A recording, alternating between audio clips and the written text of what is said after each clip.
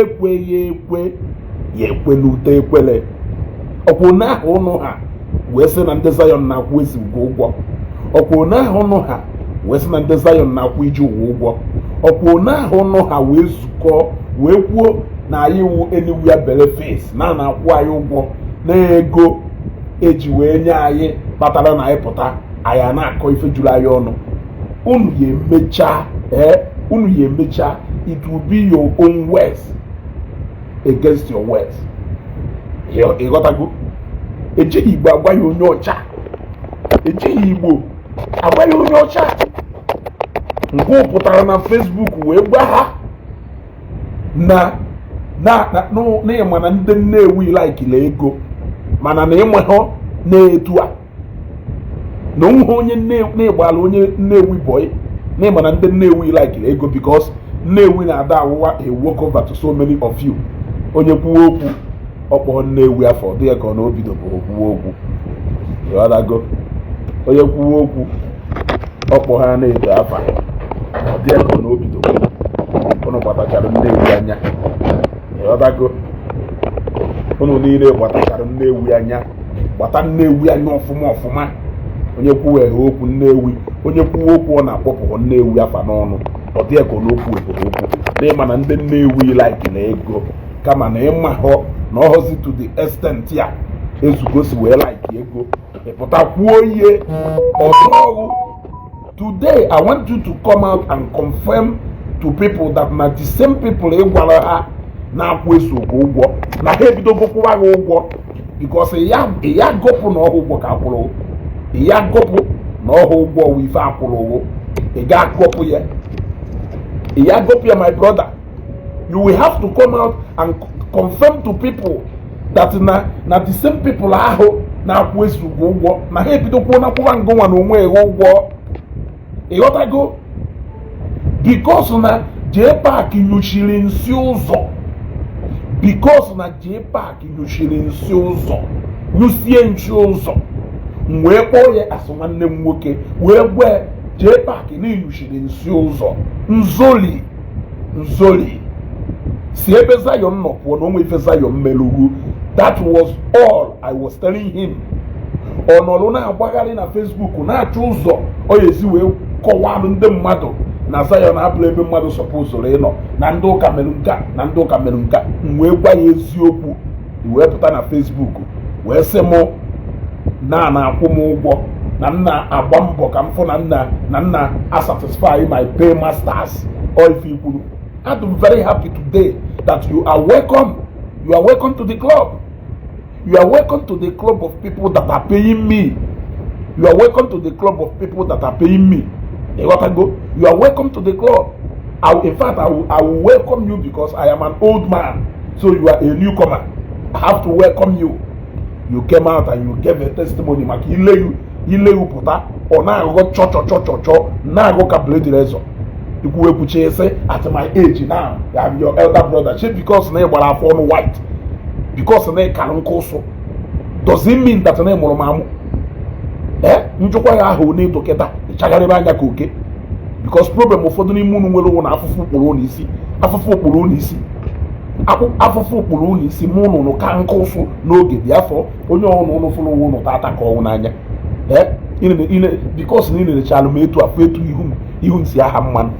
Fwetua ihusi aha mmanụ fwetua afọ nsi wee do so smooth ka ife etelete iche na mo tata ndo ka nwa atụrụ ime tata ndo ka obere nwa enweburu nke ọma ọ ntụrụ si adafụ n'ihu akwụkwọ ọ na-adafụ nka tata ezugo obere nwa ezugo is a small boy ma ndị ntọla atọ n'ime ụlọ onye ọ na-afụ ezugo ka a small boy iwe goro ngo ị na-akwụ m ụgwọ today ịpụta n'ile yo na-agba ife mere onwe na ife ọnwụ na mmụnwa wa ka ọma na-enechala anya wee gwa ịmakwa ụzọ ife one ị na-alụ kwuo na ọdụ etu a mechaa n'ikpeazụ kwugharịa ịmakwa ụzọ ifo in fact mma ata amụkwa kịta anywhere benefits ọ ife ewu iche na-epụta nye dị testimony ka onye ọ na-akọwara ya aka aka ome ekwetago ihe ebulu apa mma ibu n'ahụ bifo ewee sị gị oke welcome anyị apịaghị mma apịara anyị ma nke iso wee pịa anyị ife ime Zion ministry n'ihu akwụkwọ obere ife ọ na-eme unu chekwugheri chakwugheri wuo onye ọwe firuo na ọya eji one broadcast wee mepisi ife niile. Who told you na ị ga-emenwe? Who told you na ị ga-emenwe? Iche na ihe eji one broadcast wee kpochie nsị nyụrụ eburu gị amụma. Oge ahụ eburu amụma ahụ maka okwuru ọrụ imekiri reference to mgbe ị na-ekwu okwu, because ụfọdụ n'ime unu ifele ahụ ịmụrụ na Facebook a ọ ife mpụtara imeghepụrụ ọnụ wee chetalụ ndị mmadụ n'oge evangelist Ebuka Obi buru okwuru ọra ndị Igbo amụma n'iso na ndị ebelivu o so na reason iji wee soru dọmavụ nwanne I greet you. O so n'ife mere iji wee soru o wee fọwụ ka ọgụ n'ihe okwuru ọra na ndụ mgbe a na-ekwu okwu COS, because n'ibelivu na amụma ahụ evangelist Ebuka Obi burie okwuru na confirm go n'ọnya wee go COS ya iso wee do ka ọgụ n'ihe okwuru ọra na ndụ kịta ịpụta gị bịa gwa anyị na ịma họ na ife ahụ ekwuru uwe eziokwu, because na evangelist Ebuka Obi buru amụma na-enye ya ego mmadụ kwere gị $4,000 arenji ka ọ wụ arenji ịbago na arenji iche na ịpụtakwuo ya ka anyị kọbara gị aka ka anyị kọbara gị aka bịakwa Mexico baba Mexico I greet you. Hapụ na ndị a na-ada eme mmadụ iwu a na-ewekapụ mmadụ anya n'elu ka o si wee mapụta ga mega vidio ka ndị Zion pụta kọwara ya aka si ride on Chinyere Favor I greet you ka abịa kọwara ya aka si ride on. So what happens to Ainwa? Have you tendered an unreserved apology to people like me?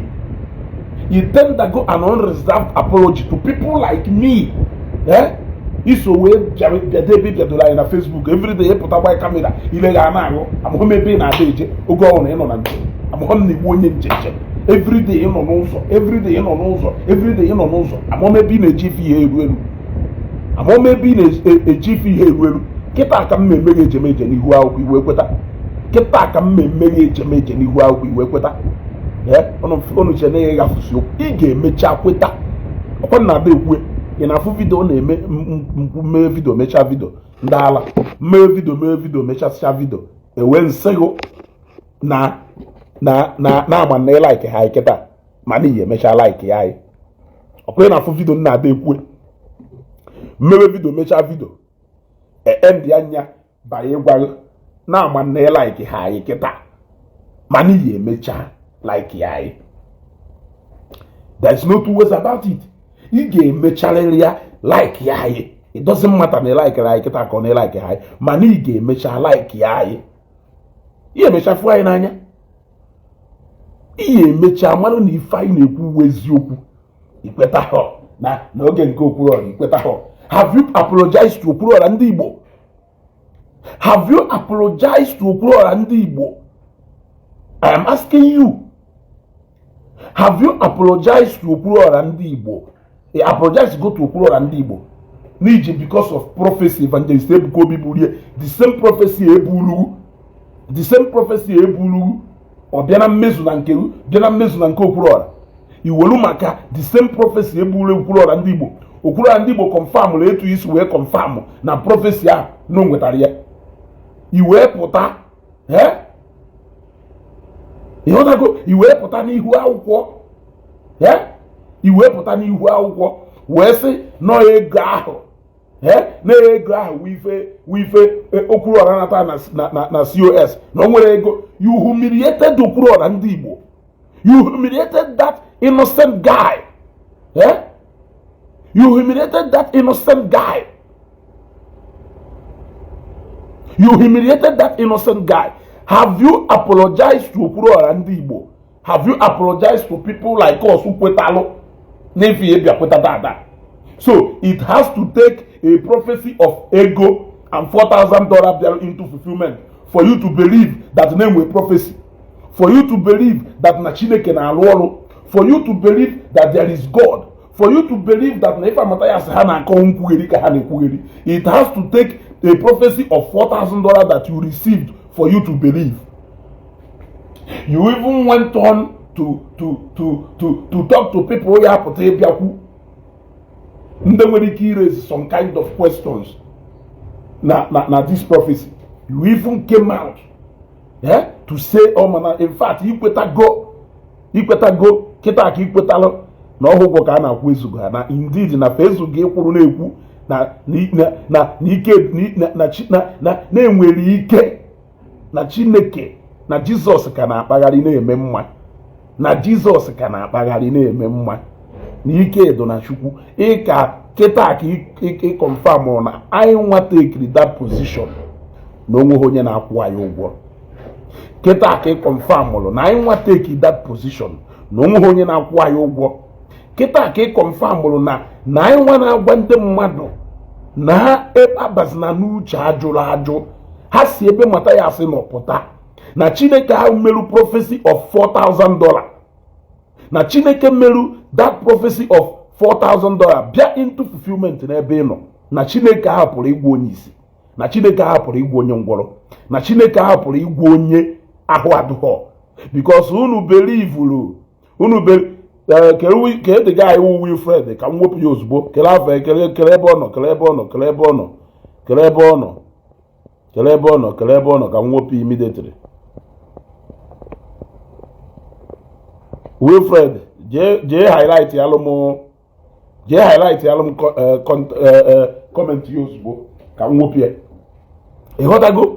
So kịta ka ị confirm ya because unu sịrị you must go to hospital. Did you work before you receive that 4,000? Why you already special? Did you receive that 4,000? So if you can stay at the comfort of your house, somebody while drop your account, they drop your account or $4,000. You believe you know when sicknesses God can heal without you going to the hospital. You don't believe. You believe that God do melu commandere. Okay, yeah, he highlight again. Dalo. Done. Na God command the 4,000 USD away back na your account without you working for it. You don't believe that God is capable of healing the sick. Now that God is capable of making the blind to see. That God is capable of making the lame to walk. That God is capable of making the deaf to hear. He believe go na Chineke ahụ ka na-akpagharị na-eme mma. He believe go. So hozi ngobi ka ndị Zion gobiri m. Ndị Zion na-atazi akwụ m ụgwọ ka ha ebido gị ịkwụ ngwọ ụgwọ. Ana m ajụ join go the list of bloggers Zion na-akwụ ụgwọ, because to you people enwere list of bloggers Zion na-akwụ ụgwọ. Do you think that na-epụta mebe video a mechasịa video a ndị dị ka ma bịa kọwara gị aka? You must tender an apology. You must tender an apology. All this from this same place is where new prophecy of this money you received. Case where Jpac, a prophecy that saved his life. Today he can come out. Nebende madono. Noreba. Seno kamerienka. Seno kamerienka ozo. Seno kamerienka. Seno kamerienka ozo. Senando kajuko wemenka. Ndezayo njuko wemenka. Yes. All from the same place as when you prophecy of $4,000 here.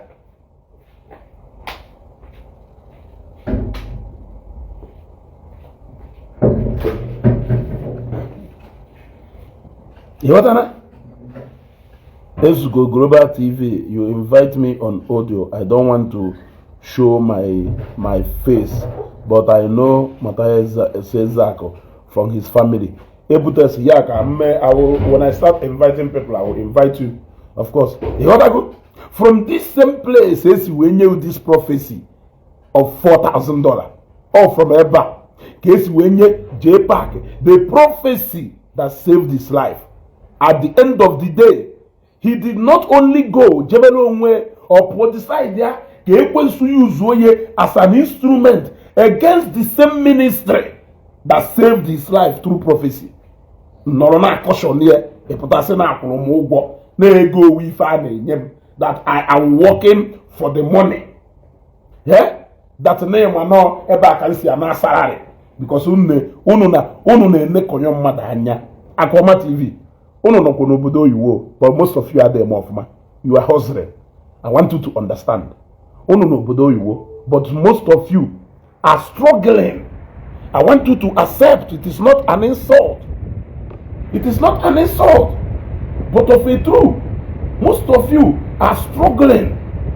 You want to go? Most of you, if you know, if you follow me, na 2013, I travel out for the first time. Mana sometimes I'm only for the moon je feel buga for the moon feel do too much, which is nonsense to me. It is nonsense. For some of you, Onwelo issue Father Mbaka addressed CJ Fabrics. Father Mbaka did not address any issue.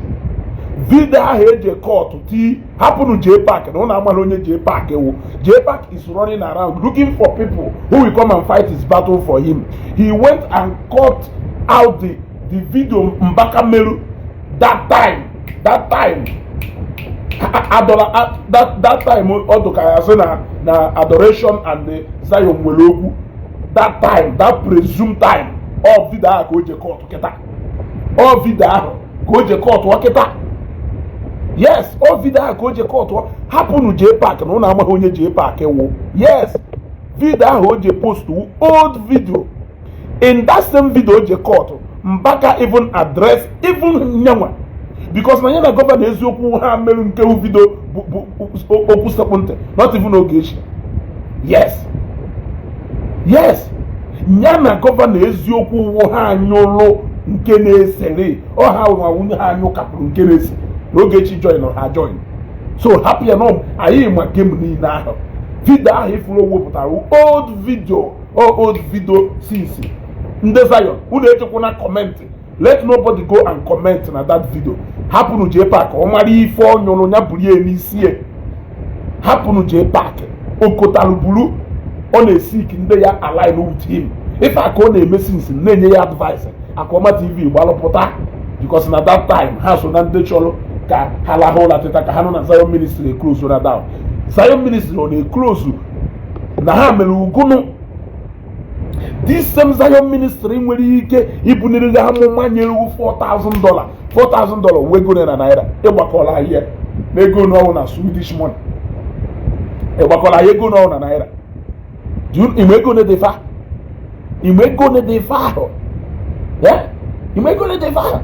That money is close to 7 million, over 7 million. If I'm not mistaken. Go prophecy commander into your pocket. You don't do ya na kọwasịrị ndị mmadụ na anyị na-ema na ha ya adekwu nka ma na ha ya adekwu nka. That's from that same ministry. That same ministry anyị nwa na-akwụ anyị ụgwọ ka anyị wee na-sponsor okwu asị. Because to you people, even in anyị na-ekwu about that ministry wu okwu asị. But I am happy that somebody you can't even help with the joy you are now confirming. I am asking you, ụgwọ ka akwụrụ ụgwọ ka ọ ghara iwe chi niile ịpụtakwa echi niile ihugharị ikpe echi ọwụrụkwa nọ ndụ ka sịrịghụ ọnọ ndụ ka bịa position ọnọ ndụ ka fọsụrụ. That is the question I am asking you. That is the question because unu niile anyị emecha n'ihu akwụkwọ mmanụ ndị ọwụ ego Facebook na-akwụ ha ka ha ji misbehave. Wazo na ada ekwu na Zion na-akwụ anyị ụgwọ but most of you are misbehaving because of shekiri ego Facebook na-akwụ unu. Because I call it chikiri ego. What chikiri ego ka Facebook na-akwụ unu. Unu wee wolie na misbehave cha.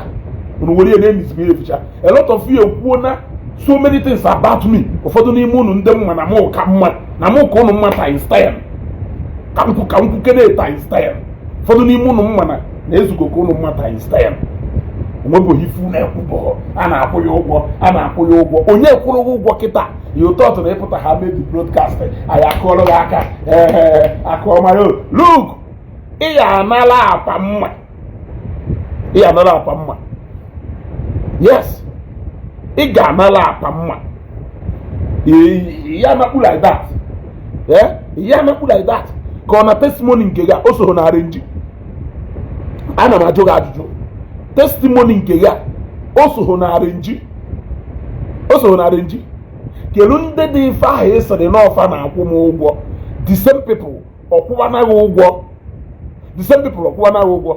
Ikwuru n'okwu ikwuru mgbe adresịrị m na-asị na nwanne onye na-agba aja egwu ọkụ ikuwa na-akọ nwanne.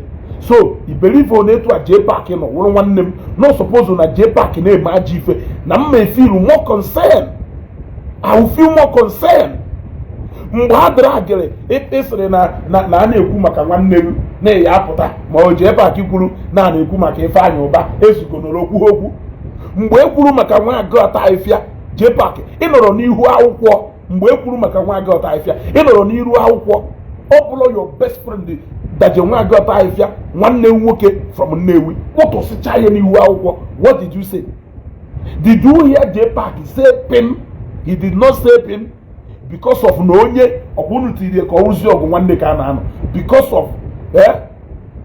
of Wilfred Franklin agwara m unu na o nwere ife Fada Mbaka kwuru. When Fada Mbaka kwuru ife our old video that time ekwuru maka Zion and the adoration, that is old video. Una ekwere ka Jpac were ahụ ghọta unu why o ji wee cut that video? Why Jpac ji wee cut that video so si ebe Fada Mbaka kwuru maka Ogechi? Unu ekwezina ka a na-aghọgbu unu. We all know the antics of Jpac. Ọkwa ịmụ ido a o ji aka ekotala onwe ido ahụ naka eko ya adagba. He cannot drag anybody into it. Yes, I myself, I refuse to be dragged into it. So do not allow yourself to be dragged into this mess. Okotala onwe. Gọvanọ eziokwu pụta wee dalụ nwa agụta Ifia wee kọtọsịa n'ihu akwụkwọ onye wu ezigbote enyi nwoke mechie ọnụ and onye Nnewi ka ọwụ a na-akọtọ nwanne ka ọ na nwa agụ ọwụrụkwa na nobody na Nnewi. Nwa agụ ọwụkwa nobody na Nnewi. If not for anything minus innocent vehicle manufacturers. Tell me onye Nnewi ọzọ nọ n'ime car business apart from Bensia na ndị otu ha. Gwa m onye beat nwuru nwa agụ as far as ile moto dị concern. Gwa m a car dealer onye nọ into car dealership. Tell me apart from Kosharis ịkpọcha the likes of Kosharis and the Kelafe Innocent na ndị otu. Tell me another person. Tell me another person. Or ndị a na-ebunata moto from America. Let me put it there. Tell me onye na ị na-agụ na ala Igbo. Tell me mmadụ onye n'ime ha ka nwa agụta Ifia. Tell me mmadụ onye n'ime ha ka nwa agụta Ifia. Ị nọrọ abịa ụtọsịcha ihe na Facebook mechie ọnụ oluo nke gị ịchọ ka anyị pụta bịa kwuo okwu na-akpara afa Ifeanyị Ụba na Ifeanyị Ụba ahụ nwanne anyị nwa agụta Ifia ahụ nwanne gị. As of that time, you understand the rule of Facebook. You have to be neutral because of your business and because of your business. So because of your interest then, you allowed your brother Nwagu to be roasted without you lending him your voice. Now today, supposing no we have business, you want me to throw it away to come and stand with you. To come and stand with you unto say na ewu gono na iwu onye to me onye ka ewu to me. Are you my friend? Unu na-eche nọọsụ unu nwere wisdom ọmụ ife. I cautioned Jpac ndị suppose isi wee caution ya then mgbe ala kịta bidoro. That was the ichefuo na ife a na-eme kịta awụ. I tried to avoid it then. Ọ bụrụ na Jpac nụrụ advice niile nyere ya then there won't be today. If I name today, I am because no if I hold a before, go repeat but again, get a result to if I name you. Yes, if I name it then, uncautionary about onya go put again, get that or where result what to Ganis Iguao.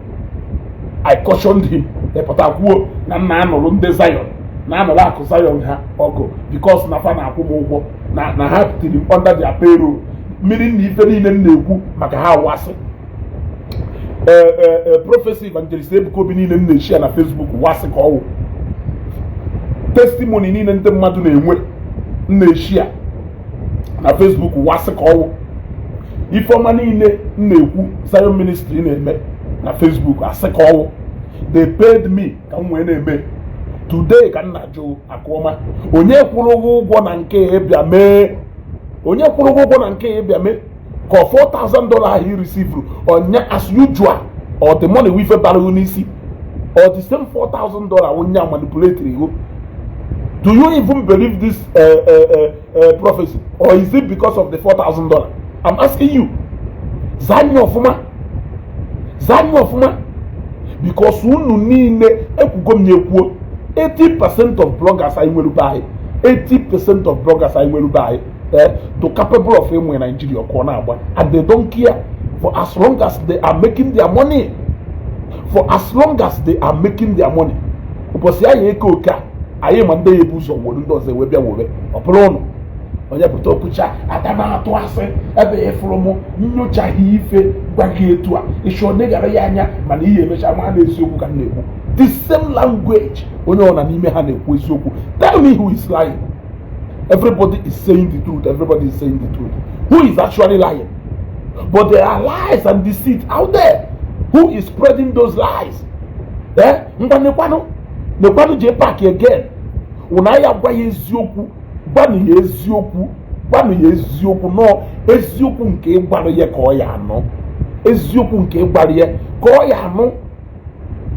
Eziokwu nke ịgbara ya ka ọ ga-anọ mana ịchọghị igbe ya eziokwu ife chọrọ ụka ịchọkwa South East content creators niile mmapụtanụ the highest thing unu ya emerụ Jpac wee ịkpọ Jpac gba ya eziokwu. Gwanu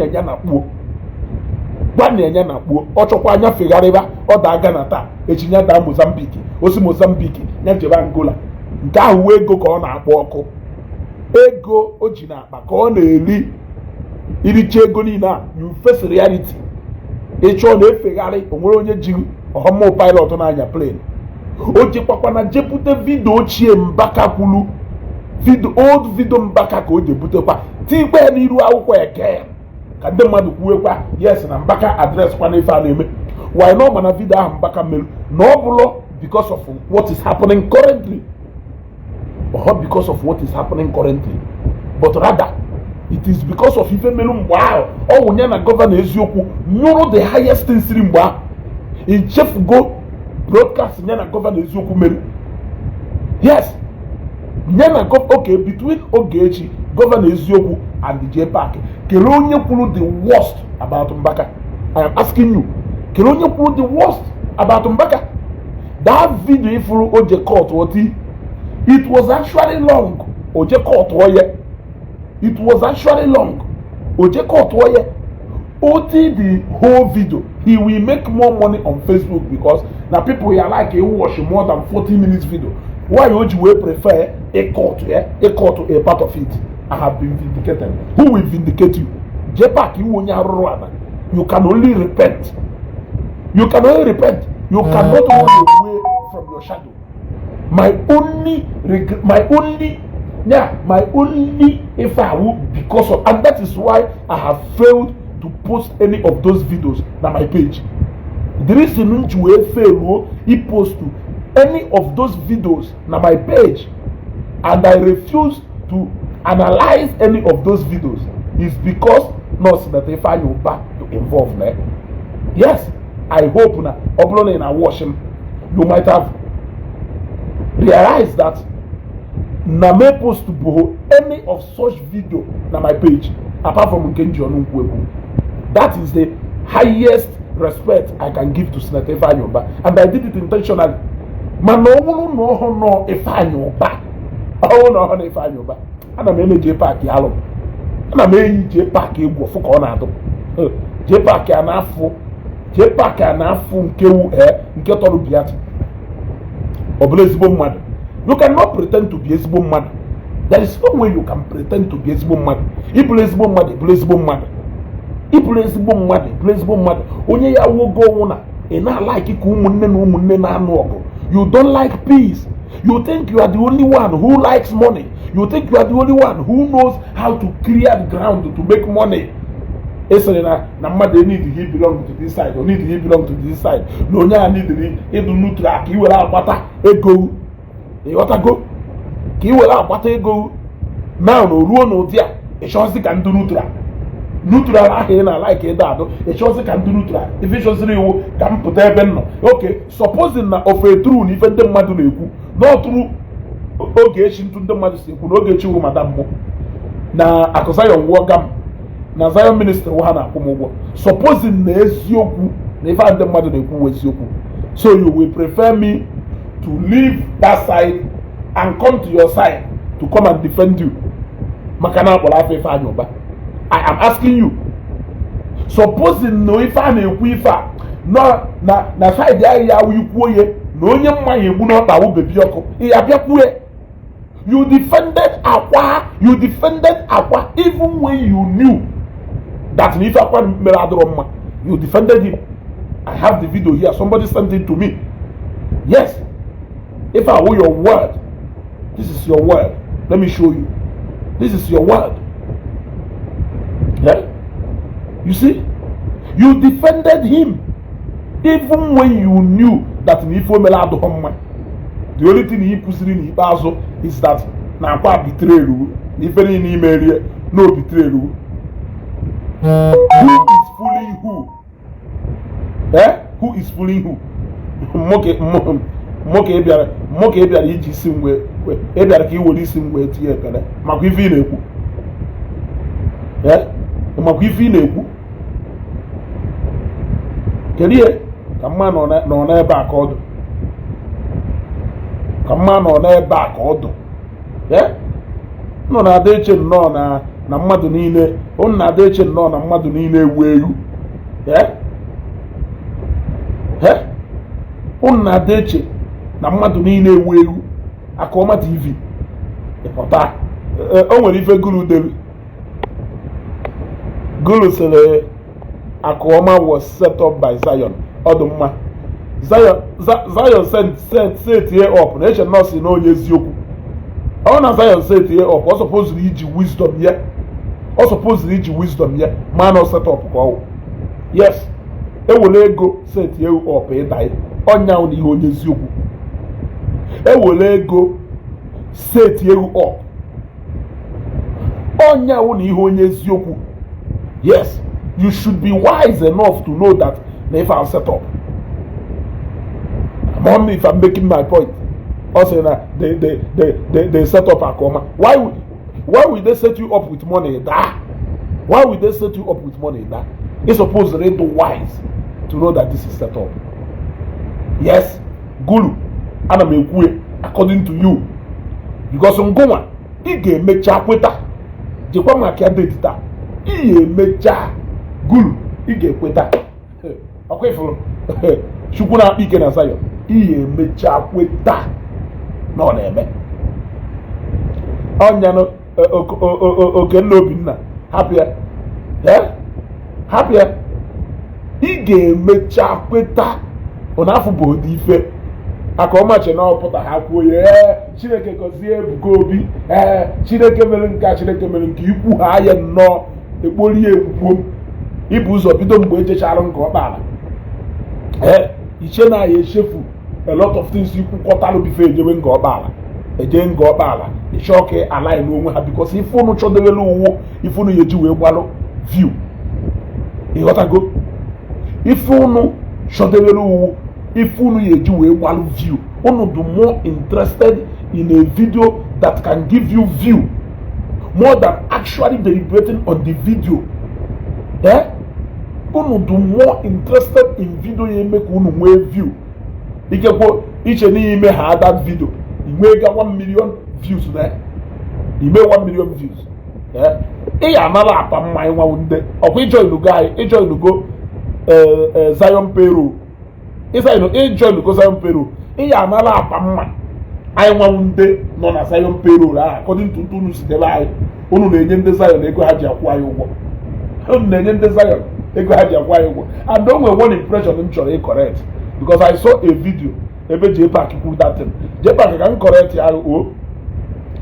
A blogger, I suppose, not this side, not this side. All depending on what you are blocking. You want to go?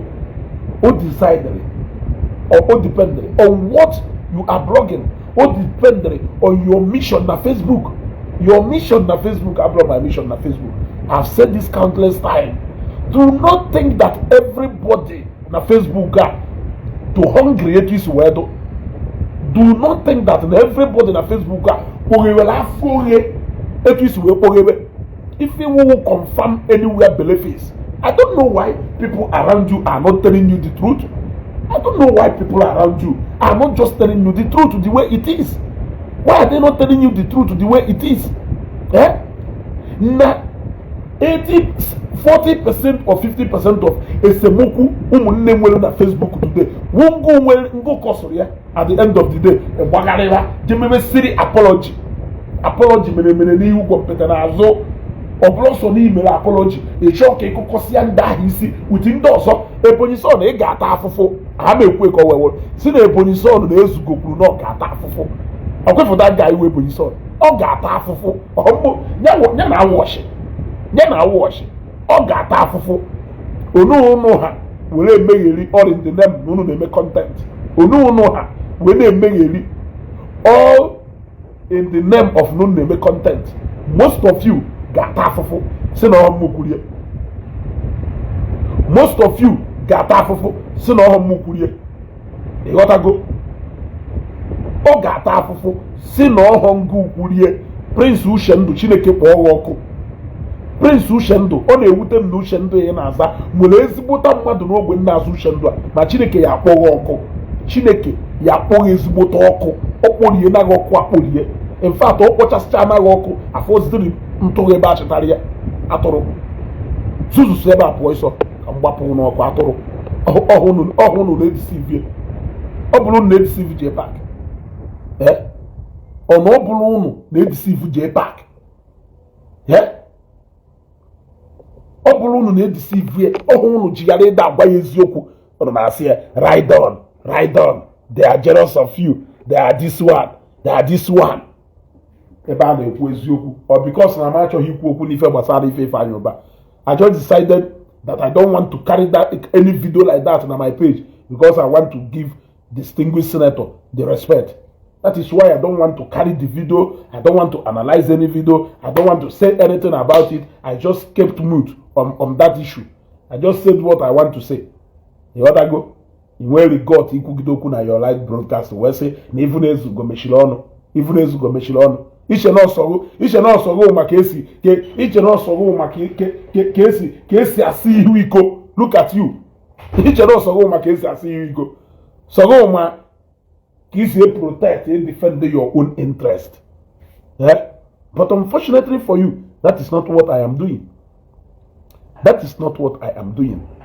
Unfortunately for you, that is not what I am doing. But I've just analyzed to you the kind of life you live here on Facebook. But you think that everybody will a fool. You think you can always manipulate people. Look at the way you systematically now. N'okwu dologo na onye ọzọ iwebata na mbaka n'ime ka ndị mmadụ bidokwa kwuo okwu mbaka ka iwe mmalụ na onwere ndị ya eje gọba mbaka iyi. You did it intentionally. When are you going to change from all these things? Come out as a man. Fight Oge like a man that you are. Come out like a man and fight her. If you cannot fight her, put that matter to rest and go in. Stop recruiting people. You are doing it intentionally. Content creators. You are doing it intentionally. Ụfọdụ n'ime ha na-apụtakwanụ ka ewu ahụ. Ụfọdụ n'ime ha wule ewu na-apụta. Iwe ewu na-abịa n'oje Jpac ọgụ. Ọ bụla ewu ka ewu na-abịa n'oje Jpac ọgụ. Content creator na-apụtara ịbịakọ anything ya na-akọ. Ewu ka ewu. Ọ na-abịa ichetala anyị ndị Nnewi. After my governor is put another and say, and speak to the land of Nnewi. We will just go to Gobala your town. Now, put the Nnewi. Do you think that Nnewi will maybe involve in nonsense? You think we actually have time to come and involve ourselves in nonsense? Yeah? You think we are actually daft to come and involve ourselves in nonsense? Unu create trouble, unu create unu na bia Nnewi ko wi n'ime unu Nnewi ko wi n'ime anyị emecha na Facebook a mmanụ nde ọkwara Facebook a anyị ga-emecha na Facebook a mmanụ nde ọha ezezo ife ọkwa ịma ụgwọ a na-akwụ Jpac sịrị na ọmana na-akwụ anyị ụgwọ na ọmana ego ka a na-adachi anyị ezugodo ichere ezugodo hungry etu isi wee do. You think I'm hungry etu isi wee do. Ishe na mo do hungry etu isi wee do hungry. Onya ka iji wee sị na ịmachako na akwụ anyị ụgwọ na ego ka a na-adachi anyị mụ na ije ụwa na ego ka a na-adachi anyị. Ishe na mma niile wo. You actually went into Zion iruo ka ịpịagharịba ma na ha enye ya ego. That is not why in fact, I have said it before and I've said it again. I have something I represent here na Facebook. I am not doing it for money. I am not doing it for money. Ọ bụrụ na m na-eme for money, ama. But I'm not doing it for money. You think that na mmadụ niile wo. You think that na mmadụ niile wo. Everybody cannot be you. Everybody cannot be you. So ngo ide ekwu na ịma na-enye anyị ego. Na ịma na ego ka a na-akwụ anyị.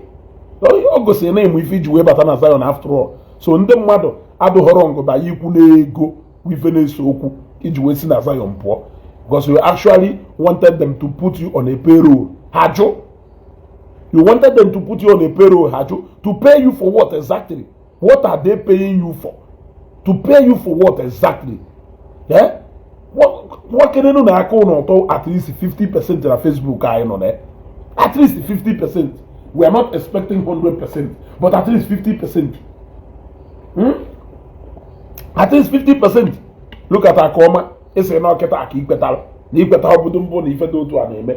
So, anyị nwa kwetalụ na ife do otu a na-eme. Anyị nwa mma na ife do otu a na-eme. Anyị nwa wu nwere testimony a lot na ife do otu a na-eme. Were ekwue a long time na ife do otu a na-eme. Ono se na ụgwọ ka a na-akwụ anyị. So, Zion akwụgo ụgwọ now for you to come and advertise Zion. I am asking you, Zion akwụgo ụgwọ for you to come and advertise Zion. But on Akwa TV, senior answer nyabia za ajụjụ a. He actually made the video to address me because na caution Jpac na way o si aga n'ebe Zion nọ nya na akụ Zion. O mee video kwuo na ọmụhụ na ọmana ndị Nnewi like na ego. Nke ha bụrụkwa insult. Na ọmana ndị Nnewi nwere ike ime anything for money. That one is not insult. Na ndị Nnewi eme anything for money included na ndị Nnewi ga-egbu mmadụ for ego. Ọ bụrụkwa Nnewi ka ọ kparịrị o. Or insult ọkwa Nnewi because ọ na-emebu onye si na pụta ọhagoro Nnewi. Ị nwere ike ikwu maka Mbaise, kwuo maka Mbaịnọ, kwuo maka Ịza, kwuo maka ebe niile. But ịnwa ata ha achọ mkpọta afa Nnewi ifu ndị mmadụ ha master from nowhere. Ọdụ ka ya sị na Nnewi nwere ndị ha na-azọ anything. But I understand where all those things si abịa. Ọ maka na Nnewi wu nnukwu obodo. Ọ maka na Nnewi wu oke obodo. Ọ maka na Nnewi na-eme ife mekarịa ndị ọzọ. So a sịrị na nwata akpakarị ibe ya na nkụ ọdụka ọkpara ya n'ajọ ọfịa. So that one, I understand that. I am epic provocation na that one. Ị na-adresị m mụnwa wezugo. Iwe welu maka wee kobata Nnewi niile into okwu ị na-ekwu. Ọ gwara ka ife ebe o si eme ha pụta ha do guilty. N'ife they speak out of emotion. Onya ka o yejuwe okwu ebe ata apụta ikwu ọzọ echi niile. Okwugharị another one. Ha na-adọ carried away by emotion and sentiment. They are always sentimental when passing their judgment. Ị na-adres ezugo. Iwere ihe je kụbata ndị Nnewi. Na-ema na ndị Nnewi like na ego. Na-ema na ndị Nnewi eme anything for money. Mana na ọhụzi nke ezugo. Na onye Nnewi anyị na mụ na-ele nwanne m. Na mụ na-ele nwanne m. Because of gono. Na mụ nyere ya advice. Ịghọtago. Now na iwe sị na-ema na ụgwọ ka a na-akwụ m. Nke ndị na-akwụ m ụgwọ ahụ.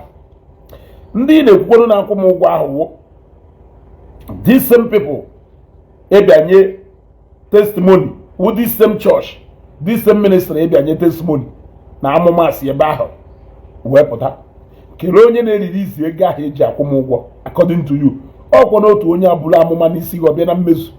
Ọkwa na ya na-eririzi ego ahụ Zion ahụ ji akwụ m ụgwọ according to you. ịghọtago akụza ya onwukwere onye ministry iyi na-ekwu ịghọtago so ọ ife aha ịfụlụ a long time ago were eti mkpue ọnya ka ịfụrụ kịta ọ ife aha ịfụlụ a long time ago were eti mkpue ọ ife aha ka ịfụrụ kịta so aya ya ejizi iche no ifuzie kịta aya asị oke at least no confirm go what of anyị nwafuru ya since ikweta ife anyị na-ekwu what of anyị nwafuru ya since ikweta ọ ife anyị na-ekwu ịlikiri the fact that na Jpac pụtara na akpọrọ ndị Zion ịlikiri the fact that na Jpac pụtara na akparị akụ Zion but I did not buy that idea. I did not buy that idea because I know that Zion has never done anything to Jpac. I know. I cautioned him. Yes. Mwewe say you cannot keep saying that an evangelist Ebuka Obi is a good person. Why condemning the flocks not under him? Because evangelist Ebuka Obi and the Zionite, you cannot separate the two. You cannot separate the two. It's not possible. You cannot separate the church. Any part of the church here wopo. Tibe. You cannot say that na onye all na na Zion members are ezigbo mmadụ man evangelist Ebuka Obi ezigbo mmadụ. How is it possible? Oblozi now the head of that church. Oblozi now the teacher in that church. You are indirectly throwing passes at him. But we understand the game ana bomba. I understand the perfectly well the game ana bomba. Epota support warrior. You gotta go. Keloye deriva hozbo. Okay. Apia. A block nya. Oje wotakwa another account. Jekwa wota another account kwa. You wota account 100 na abania. A block ongo na account 100 oya that cost me anything. Go one create account wonye oya that cost a lot and not me. Akoma TV. Ngo kam bia igbo ku na abania. Ngo kam bia igbo ku na abania. So, ikweta go keta na ohu ugwo ka na akwu ezugo. How many of you in future ka ya ikweta na ohu ugwo ka na akwu ezugo? That is what I am stating is the fact that there is God in Zion ministry. Ikweta go that this God we serve lives in Zion ministry.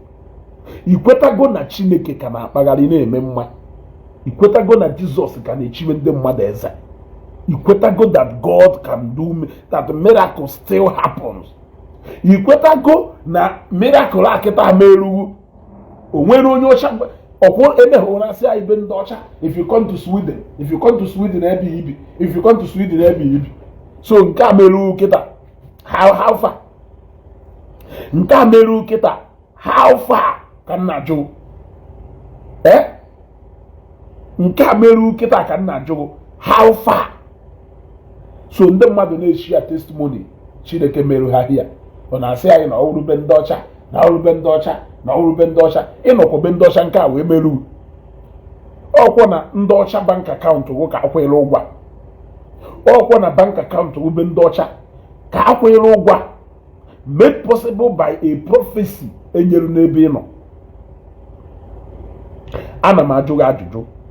A join go Zion payroll. Ana m ajụ gị ajụjụ. Etiga afago na the list ndị Zion na-akwụ ụgwọ nke afa m dị n'ime according to you. I am asking you a question.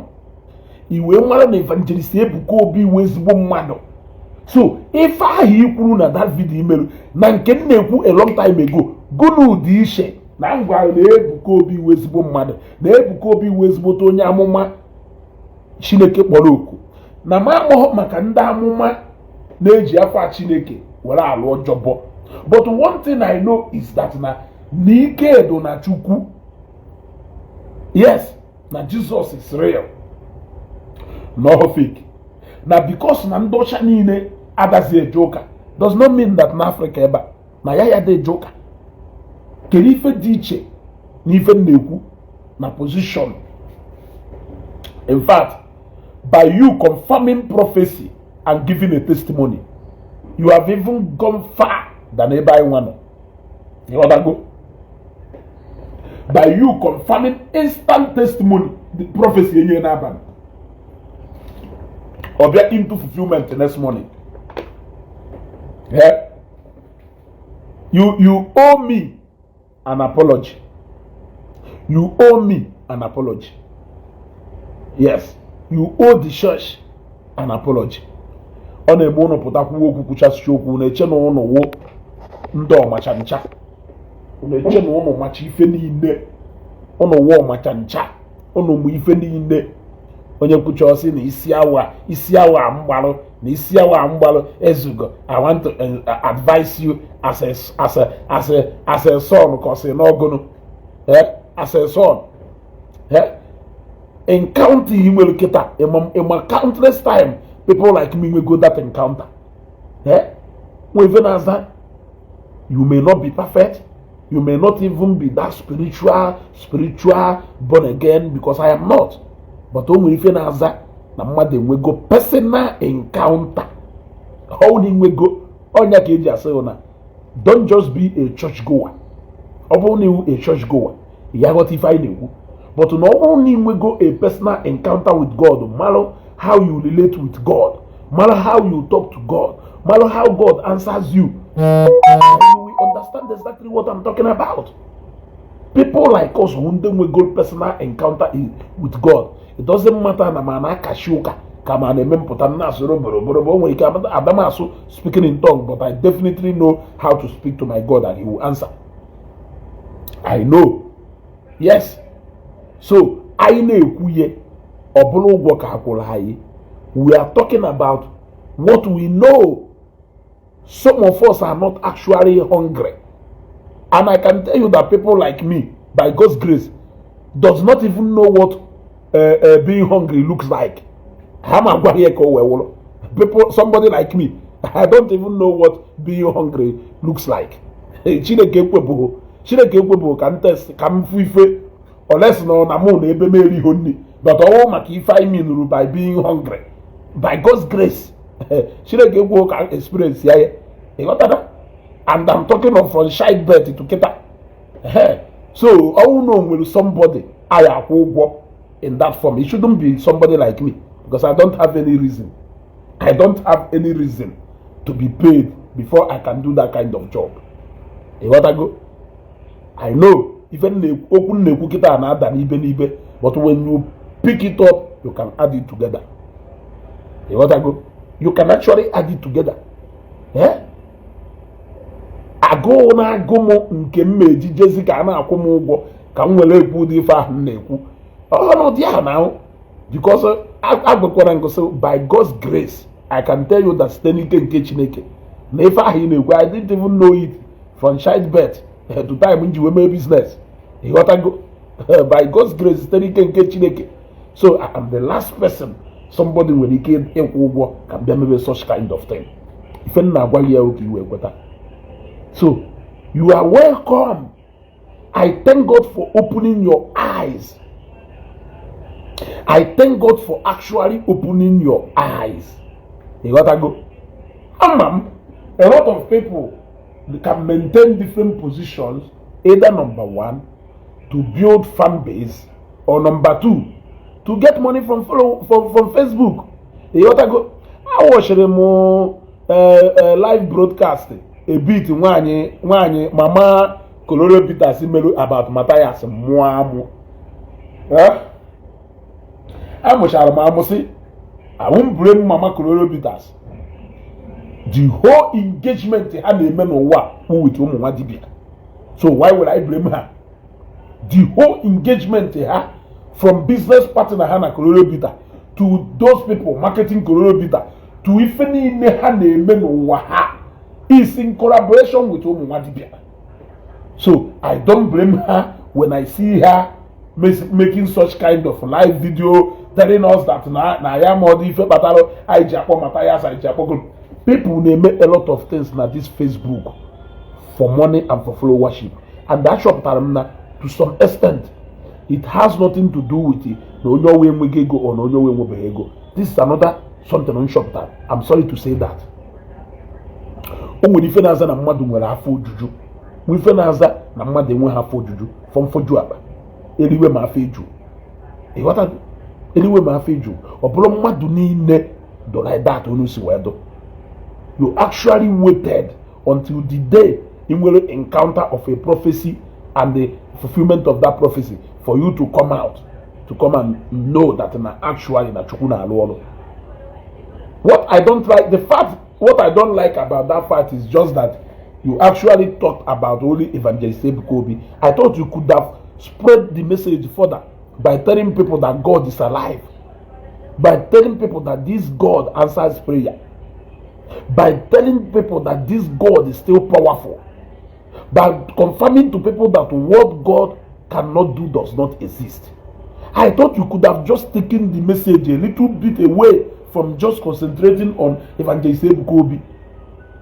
I thought you could have used that opportunity to talk about Christ, to talk about God, yeah, to exonerate Christians a bit, that we are not that we actually know what we are going to that house of God to go and look for, to actually confirm to people that prayer is real and prayer works, to actually confirm to people that that God can actually use people.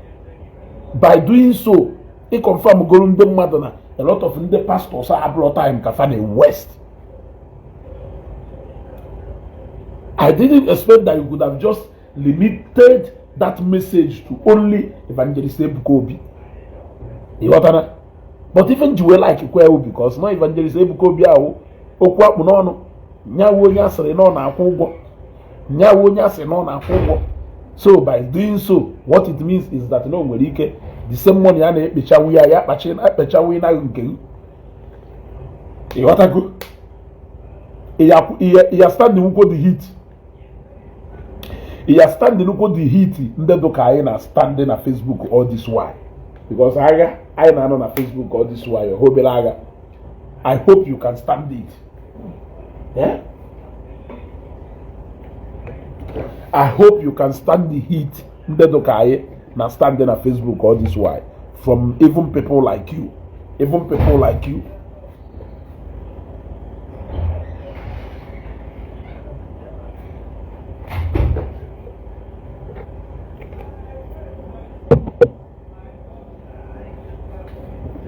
Yeah? So I hope you can stand it, because it is not actually rosy this side where we are.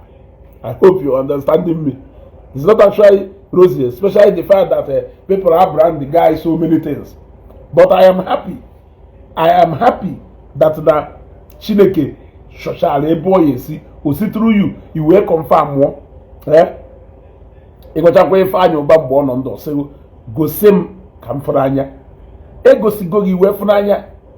But I hope you will not later tomorrow. I hope that tomorrow Ekwensu cannot manipulate you again the way it manipulated Jpac. Because Jpac gave us testimony on Facebook. Nobody forced him.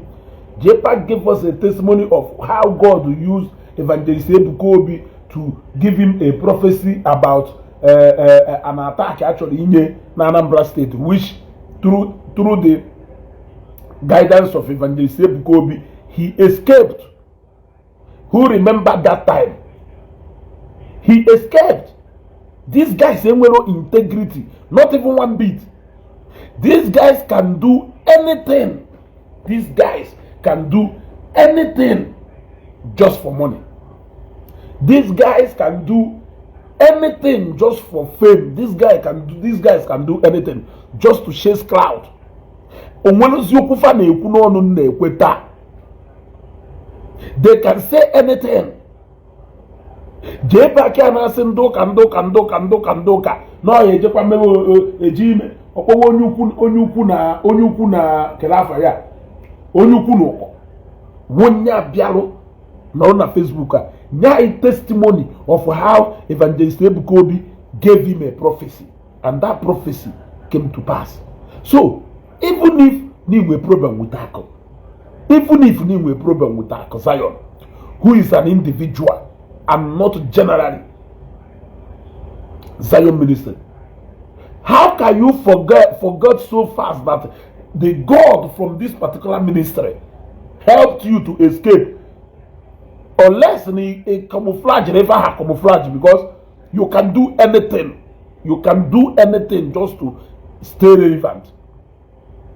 But if that testimony, though, as serious as how you sounded, how can you possibly forget that it was the God from this ministry that saved your life in Anambra State?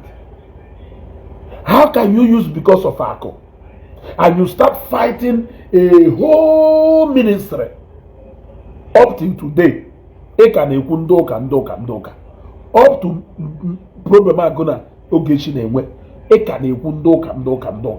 and DJ na patali everybody. You did not spare anybody. You did not spare anybody. So I will not be surprised. Yes, Akwa, I will still not be surprised. No one know the same thing. Because you guys can do actually anything. You guys can do anything. But that one pusimobi. But that one pusimobi. Echinine abalaka no. Ishoko fife ko. Ma we malokwa no ndo kadirigo.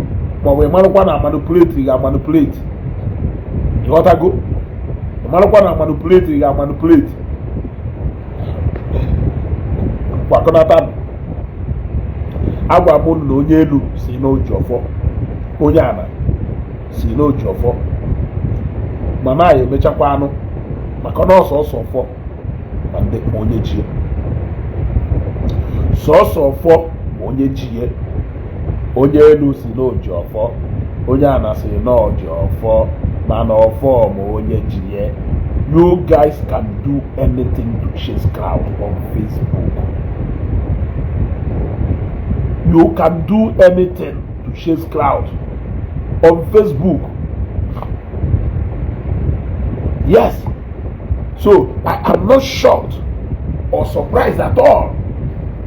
When if you na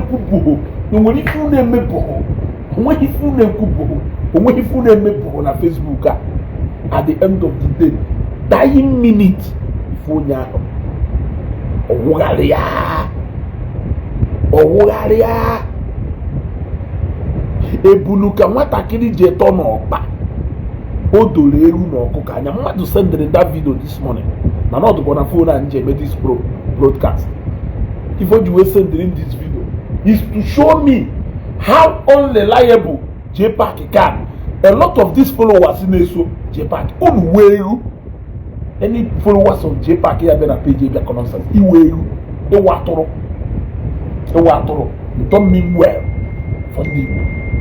Uno just chop uno noreba na cause confusion and the what disaster to the Bible. At the height of that controversy, to show you that this guy in a interest the user, the same thing with Akwa and the likes of them. Happen to make high boost or too quick, you could not go can over. But all of them so much interested. Ni phone when he kill the go, or if phone ayatampa with the go and making at their page.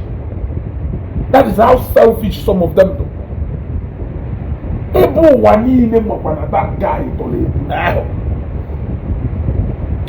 You go that guy out to him now. Uluka Zimbwe go na pass the logo. If that was a video say, there be watch your video mero. Even Juena Fonde follow can name video. Now come at Jpac afa. You may ask me, but now come can name. Can you better Juena who maka Jpac also? Oh maka Jpac. So nifa koma Juena video. Weba nande Zion na ko he go bigon no work afana home. You got to go. So now you understand. So while I'm talking about it, I will also be talking about lifestyle in my brother and the big battle. Because how would they show can sink Zion ministry low? How fun because Nande Dokaye Jornaya sink here. How we conclude don't know what can why they go be like a gobi. he defend the Akwa, say na the guy ya told the ebune.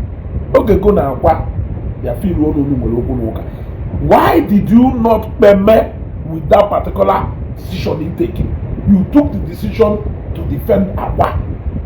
Like, is it really necessary for you to come out on Facebook again to come and start telling people, Akwa, nebe yeno, nine moy, nina like you kuto sirike with onye gona na moy, ni respect the friendship, ni chetarumwe, emeri fite ebune noba. No dole ehu no okukanya na that guy tole ebuna. Nongo the only person who only here and the no dokunu nyama anya na that guy tole ebuna hezioku. Mananangwa kudolu. What are you showing yourself to be?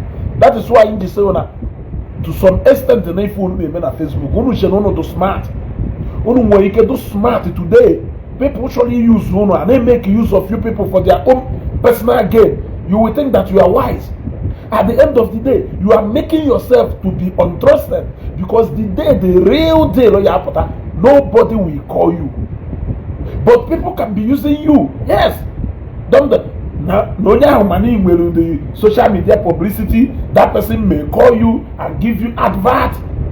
Giving you advert, he is simply using that social media following email. That does not mean that no business say you have to trustworthy. He cannot call you. He cannot call you. Yes, that person now the real thing. Why are you not so much interested in that real deal? Why are you always interested in that componency from table and fall down? Nana? Is that what you want to get comfortable with?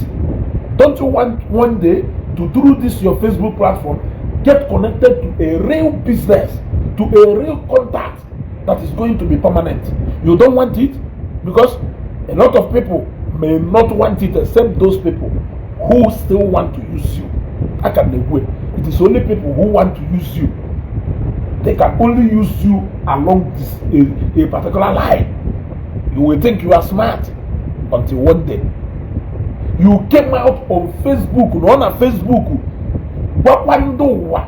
the same thing. You are not even ashamed to come on Facebook, confirm one them mother, they mislead her. I will not say anything again. I will not say anything about that.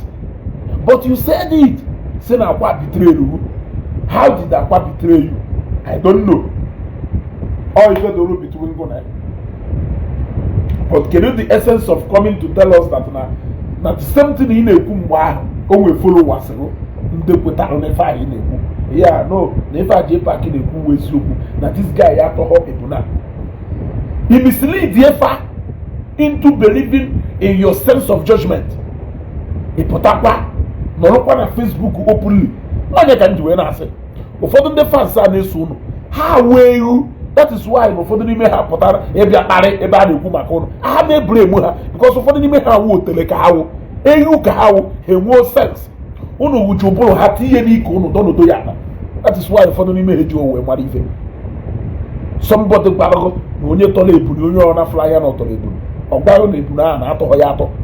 Never the same Facebook no where confirm wallow not tolerable and the normal not tolerable. No Pachanya, they put out of Hebuna because of Gono, nor shall he protect it. And you're wicked. Now let me take it to Ogechi Okeke Akwa and the doctor. Let us assume that Namuno Ogechi and Ogechi na Akumo to a home just like into Osifigo, no one if you call them Akwa. Yeah. Because of Nayana Akwa where to Oga na that boy it only Ibuna. Why are you doing a problem? Namuji because of Namuno Ogechi Doma. I shall maybe a woman. Have you seen? Why? Yeah, let us put it side by side. Egypt because of na gonna wad you will be at Ogani who are where when the man do no Kokanya or because of relationship gonna ha like ibitere friendship ị na-like go na mmadụ dị mma ị nọrọ na gụ onye ahụ dị mma. So why o ji rụzie na saga do between gụ na Ogechi ịchọzie ka nne ghara anya the fact that na mụ na Ogechi dị mma ka m wee pụta bịa support ọrụ na saga gụ na Ogechi na-agba. Is it adding up? You people keep setting standards here and there that you cannot follow. Akwa TV, these are the lifestyle. I was telling my brother, I went through my Facebook. In fact, Madu je commented na video. Only one guy je commented na video. Mmelu maka Jpac na September 3rd last year. Emere video ahụ mgbe during the issue of Okongwu Dibia and the motor Yayanando. That was when I did that video. Here's the point in making in that video. The point in making in that video is still the point in making. Nebe Jpac one name working on. Today, you are not facing front, you are not facing side, you are not facing left, you are not facing back. You are running around because of your continuous appetite for money. Should we start following you around when you will be the one enjoying the fruit of Ifenina?